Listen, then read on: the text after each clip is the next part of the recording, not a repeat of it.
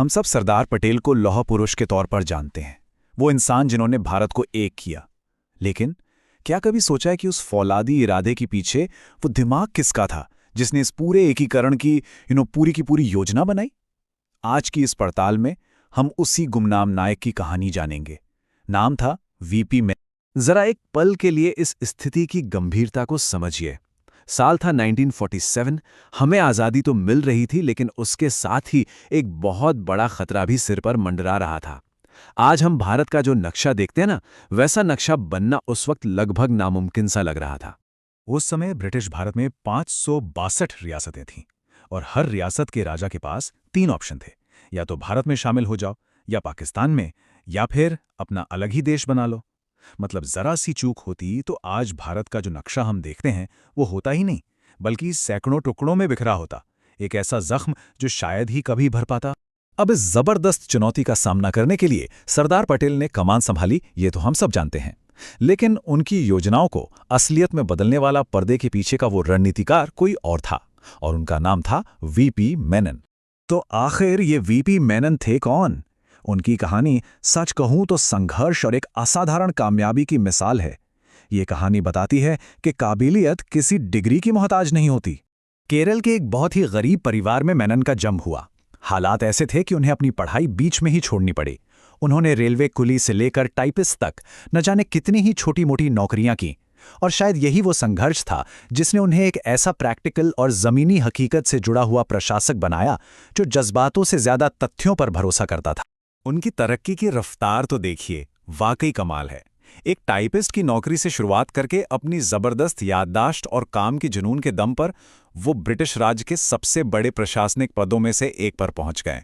सोचिए, उस जमाने में बिना किसी बड़ी डिग्री के ऐसा कर पाना, ये एक असाधारण उपलब्धि थी जो सिर्फ और सिर्फ उनकी काबिलियत का नतीजा थी। और यहीं से मेनन ने आधुनिक भारत को बनाने में अपना सबसे अहम किरदार निभाया। जब 562 रियासतों को एक करने का वो लगभग नामुमकिन सा काम सामने आया, तो मेनन एक बहुत ही सरल लेकिन शानदार योजना लेकर सामने आए। इस पूरी योजना का जो दिल था वो था विलय पत्र या इंस्ट्रूमेंट ऑफ एक्सेशन। ये पूरी तरह से मेनन के दिमाग की उपज थी। ये एक कानूनी दस्तावेज था जिस पर हर राजा को भारत में शामिल होने के लिए साइन करना था, और ये एकीकरण की मास्टर की साबित हुई। तो सवाल ये है कि ये दस्तावेज इतना असरदार, इतना इफेक्टिव साबित क्यों हुआ? इसकी खासियत इसकी सिंप्लिसिटी में थी। देखिए, राजाओं से ये नहीं कहा गया कि आप अपनी गद्दी छोड़ दो या अपना राजपाट हमें दे दो। नहीं, उनसे बस 3 चीजें मांगी गईं, सिर्फ 3। देश की रक्षा, विदेश मामले और कम्युनिकेशन। बस ये इतना प्रैक्टिकल ऑफर था कि राजाओं का जो सबसे बड़ा डर था कि उनकी सत्ता छिन जाएगी, वो डर ही खत्म हो गया। और बस इसी एक वजह से सैकड़ों शासकों ने इस पर साइन कर दिए। लेकिन हर रियासत इतनी आसानी से नहीं मानी। 3 बड़े राज्य थे, जूनागढ़, हैदराबाद और जम्मू कश्मीर, जिन्होंने भारत के लिए एक बहुत बड़ा संकट खड़ा कर दिया था।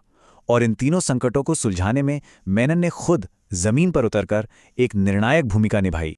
जूनागढ़ में नवाब पाकिस्तान जाना चाहता था, तो मेनन ने वहां जनमत संग्रह कराने का आइडिया दिया। हैदराबाद का निजाम, जो आज़ाद रहना चाहता था, उसके साथ बातचीत की अगुवाई मेनन ने की, और जब बात नहीं बनी तो ऑपरेशन पोलो की रणनीति बनाने में भी उनका अहम रोल था। और सबसे ज़रूरी, जब पाकिस्तान समर्थित कबायलियों ने कश्मीर पर हमला किया, तो ये वीपी मेनन ही थे जो फौरन श्रीनगर पहुंचे और महाराजा हरि सिंह से विलय पत्र पर साइन करवाए, जिसके बाद ही भारतीय सेना एक्शन में आ सकी। लेकिन ये कामयाबी किसी एक इंसान की नहीं थी। ये तो इतिहास की सबसे असरदार जोड़ियों में से एक का नतीजा थी, सरदार पटेल और वीपी मेनन। देखिए, अगर पटेल राजनीतिक शक्ति थे तो मेनन प्रशासनिक बुद्धि थे। पटेल भारत के लौह पुरुष थे तो मेनन एकीकरण का मस्तिष्क थे। दोनों एक दूसरे को पूरी तरह से कॉम्प्लीमेंट करते थे। पटेल राजनीतिक इच्छा शक्ति देते थे और मेनन उस इच्छा शक्ति को जमीन पर उतारने की पूरी रणनीति बनाते थे। सरदार पटेल खुद मेनन की काबिलियत के बहुत बड़े कायल थे। उनके ये शब्द इस बात का सबसे बड़ा सबूत हैं कि पटेल की नज़रों में मेनन इस पूरे मिशन के लिए कितने ज़रूरी थे। और उनके इस साझेदारी का नतीजा अद्भुत था।